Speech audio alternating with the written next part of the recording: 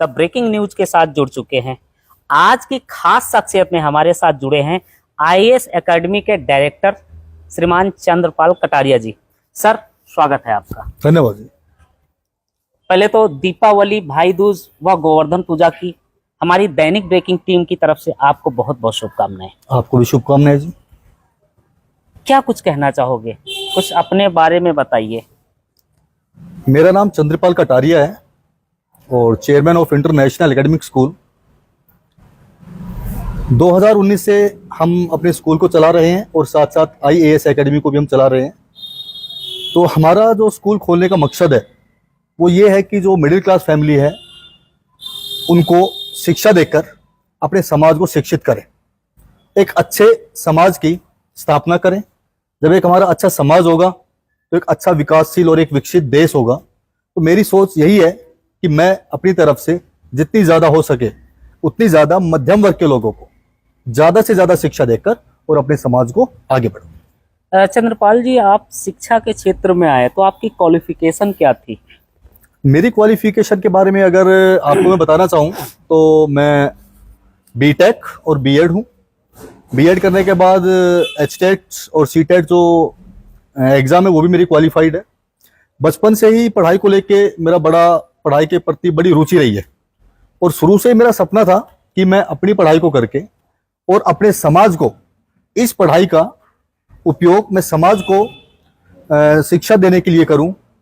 तो आज मेरे लिए बहुत बड़ी एक बात है कि आज मैं इस स्थान तक पहुंचा हूं और इस स्थान तक पहुंचकर मैं अपने समाज को शिक्षित कर रहा हूं और अपने आसपास के बच्चों को शिक्षित कर रहा हूं। सर, आप जिस क्षेत्र में आए हो, आपने जितनी पढ़ाई कर रखी है वो बेहतर होता आपके लिए अगर आप अपना स्वार्थ देखते तो किसी निजी क्षेत्र में या सरकारी जॉब करके आप बहुत धन कमा सकते थे। इसमें तो विशेष कोई धन का लाभ नहीं। जैसा आपने बताया कि हमारा मकसद ये था, हमने देखा कि मिडिल क्लास कैसे संघर्ष कर रहा है, उनके बच्चे कैसे संघर्ष कर रहे हैं, कुछ ना कुछ ऐसा करें कि जिससे हमारा राष्ट्र, हमारा भारत मजबूत हो।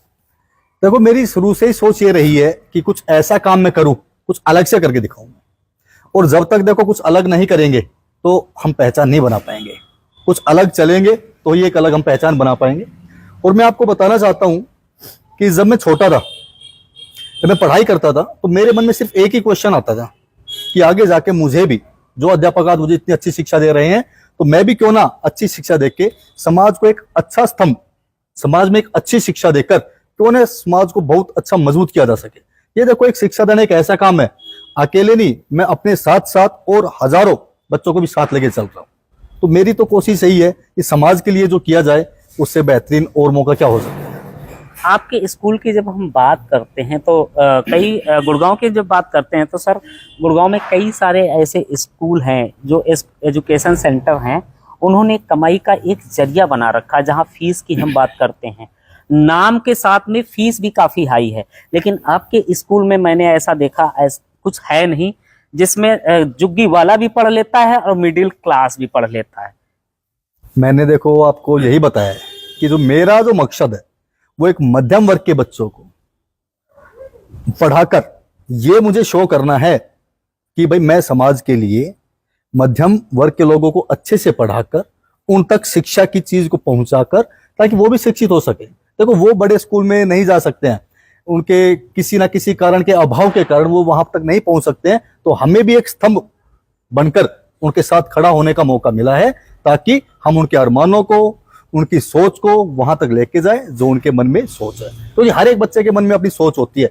हर एक बच्चा पैदा होता है एक सोच के साथ पैदा होता है कि मुझे ये बनना है, मुझे वो काम करना है। तो क्यों ना हम उसका सारथी बन के और उसको उसके मुकाम तक पहुंचाया जा सके। इस क्षेत्र में, इस फील्ड में कंपटीशन बहुत है चंद्रपाल जी।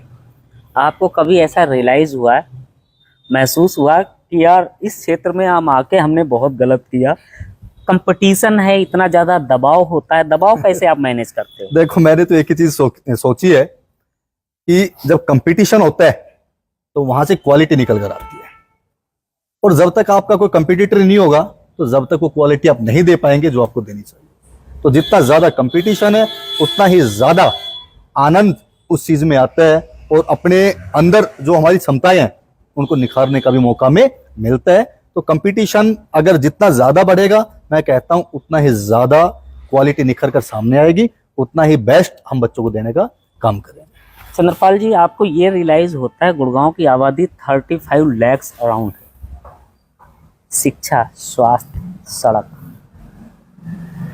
तीनों से महरूम है। अगर हम बात करें, जैसे आप जैसे कुछ युवा जो मैं तो कहता हूँ 0.1% ही लोग होंगे जो समाज के भलाई के लिए कार्य कर रहे हैं। भले ही आपने प्राइवेट स्कूल खोल रखा है, जब शिक्षा, स्वास्थ्य और सड़क की बात करते हैं तो आपके दिल पे क्या गुजरती है? आप जिस क्षेत्र में रहते हो वहां पे सड़कें बहुत बुरी दशा है सड़कों की।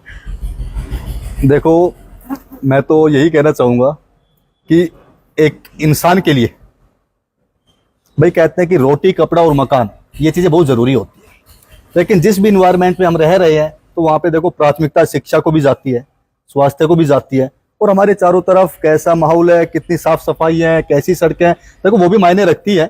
तो लेकिन मैं आज शिक्षा के क्षेत्र में हूं तो मैं कोशिश करता हूं कि मैं इस क्षेत्र में बेस्ट से बेस्ट काम करने का काम करूं, ताकि आसपास के बच्चे, आसपास के मेरे भाई जो परिवार रहते हैं, उनको मैं जिस फील्ड में मैं आया हूं एटलीस्ट उस फील्ड के बारे में उनको अच्छी पोजीशन तक पहुंचा सकूं। कई बार जब हम आपकी बात कर रहे हैं, स्कूल की बात कर रहे हैं, तो कई बार ऐसे पेरेंट्स भी आ जाते होंगे सर जिनके पास फीस भी नहीं होती है देने को तो क्या उन बच्चों को इस स्कूल से खाली हाथ उनके पेरेंट्स को तो नहीं जाना पड़ता? नहीं, देखो मैंने आपको बताया कि मेरी सोच है ये, और मैं आपको बताना चाहता हूं कि स्कूल के साथ साथ मेरी एकेडमी भी है। मैं अपने स्कूल को ओवर करने के बाद कम से कम 4 से 5 घंटे एकेडमी में भी बच्चों को देता हूं। आज भी मैं बच्चों को खुद पढ़ाता हूं, ऐसा नहीं है कि मैंने टीचर को अपॉइंट किया हुआ है एकेडमी में, नहीं, खुद मैं 4 से 5 घंटे देता हूं। और मेरी प्राथमिकता ये रहती है कि मेरे पास कोई अभिभावक किसी कारण से आता है और उसके पास कैपेबल ना हो वो फीस देने के लिए, तो मैं उनके सामने एक ही बात रखता हूं कि भाई अगर आप पैसे के लिए ट्यूशन को हटाते हो तो आप ट्यूशन को ना हटाए, मैं आपके बच्चे को फ्री ऑफ कॉस्ट ट्यूशन पढ़ाने के लिए भी तैयार हूं, अगर किसी की रियल मजबूरी है तो। और वही चीज मैं यहाँ पे आपको बता रहा हूँ, अगर मुझे कोई पेरेंट्स लगता है कि कैपेबल नहीं है तो कहीं ना कहीं हम उस पोजीशन तक, उस पॉइंट तक जाते हैं जहां पे वो पेरेंट्स सेटिस्फाई हो जाते हैं, तो हम बच्चों को शिक्षा के मामले में पैसे को बीच में नहीं रखते हैं। फिर वो शिक्षा ही क्या हुई जब जहां पे पैसों का बीच में अगर आ जाते हैं, तो ऐसा कुछ नहीं है। मेरी जो प्राथमिकता है शिक्षा पहले है। अगर कोई बच्चा मेरे पास आता है, अगर मुझे किसी कारण से फीस नहीं दे पाता है या कैपेबल नहीं है, और उनकी रियल में मुझे लगता है कि रियल में उनकी ये प्रॉब्लम है, तो मैं उनको बिल्कुल विदाउट कॉस्ट भी पढ़ाना पसंद करूंगा। ऐसा कुछ नहीं है कि हम उनको बिना फीस लिए उनको वापस भेज देंगे, ऐसा ना मेरे मन में है, ना ही मैंने कभी सोचा है। और मेरी कोई इतनी ज्यादा एज और उम्र नहीं है, लेकिन फिर भी एक इतनी एज में मैंने बहुत कुछ अपने मन में मतलब एक धारणा रखी हुई है कि मैं समाज के लिए कुछ अच्छा काम करूं। कहते हैं कि काम करो ऐसा कि पहचान बन जाए, काम करो ऐसा कि पहचान बन जाए। यूं तो जिंदगी तो सब जीते हैं, लेकिन जिंदगी को ऐसे जियो कि मिसाल बन जाए। तो मुझे एक मिसाल बनना है, अपने समाज के लिए एक मिसाल के रूप में काम करना है, और ये दिखाना है कुछ अच्छा काम करके कि हाँ, समाज के लिए मैं कुछ काम करने जा रहा हूँ। भविष्य का विजन क्या है आपका? भविष्य का विजन तो देखो, अभी मैं शिक्षा के क्षेत्र में हूं, तो मेरी तो आगे के लिए भी लाइन यही है कि मैं शिक्षा के क्षेत्र में जब तक, कहते हैं कि मेरा शरीर स्वस्थ है, तो जब तक मैं शिक्षा के क्षेत्र में ही काम करूंगा, और आगे भी मेरा विजन शिक्षा को लेकर रहेगा। क्रांतिकारी सोच रखने वाले क्रांतिकारी शिक्षक स्कूल के डायरेक्टर IAS एकेडमी के चंद्रपाल जी, वो अभी उम्र पे मत जाना, बहुत अधिक इनकी उम्र नहीं है, लेकिन जो इन्होंने नींव रखी है, स्तंभ रखा है शिक्षा के लिए, लोगों को जागरूक करते हैं, और अपने स्कूल के माध्यम से, एकेडमी के माध्यम से अपने भारत के, अपने छोटे छोटे बच्चों को, युवाओं को शिक्षित करके अपने भारत को मजबूत करते हैं। सर, कोई संदेश देना चाहोगे आप? संदेश में तो देखो यही देना चाहूंगा कि सभी अभिभावक अपने बच्चों पे फोकस करें, क्योंकि शिक्षा एक ऐसा हथियार है जो हमें किसी भी परिस्थिति के साथ लड़ने का मौका देते हैं। कितनी भी बड़ी परिस्थिति क्यों ना हो, अगर आपके अंदर शिक्षा है तो आप उस परिस्थिति का सामना बहुत अच्छे तरीके से कर सकते हो। तो सभी अभिभावकों को यही कहना चाहता हूं कि शिक्षा आज के समय में बहुत महत्वपूर्ण है। अपने बच्चों पे आप फोकस करें, बच्चों को थोड़ा सा सोशल मीडिया से आप दूर रखें, क्योंकि आज के टाइम में जो सोशल मीडिया है वो हमारे बच्चों की शिक्षा के बीच में एक रोड़ा मतलब कहते हैं ना एक ब्रेकर का काम कर रहे हैं। क्योंकि आजकल के जो हमारे युवा बच्चे हैं वो थोड़ा सोशल मीडिया पे ज्यादा फोकस करना शुरू कर देते हैं, और सोशल मीडिया पे ज्यादा फोकस करने की बदौलत वो अपने जो विजन है उनका, जो उनका एम है, वहां तक नहीं पहुंच पाते हैं।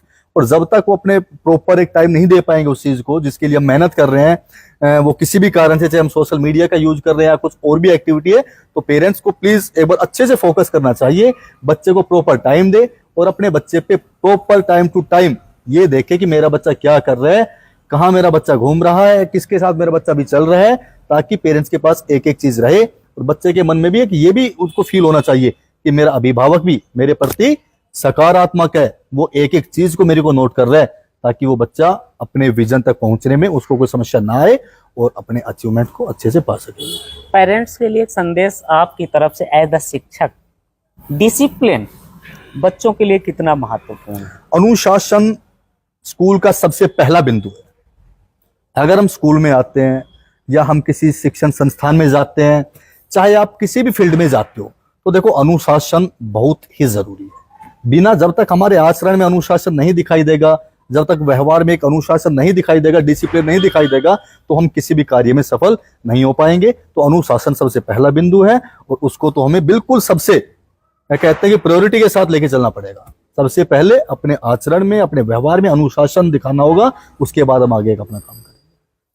बहुत बहुत धन्यवाद सर, आपने कीमती समय दिया। तो हमारे साथ जुड़े थे आईएएस एकेडमी के डायरेक्टर चंद्रपाल कटारिया जी।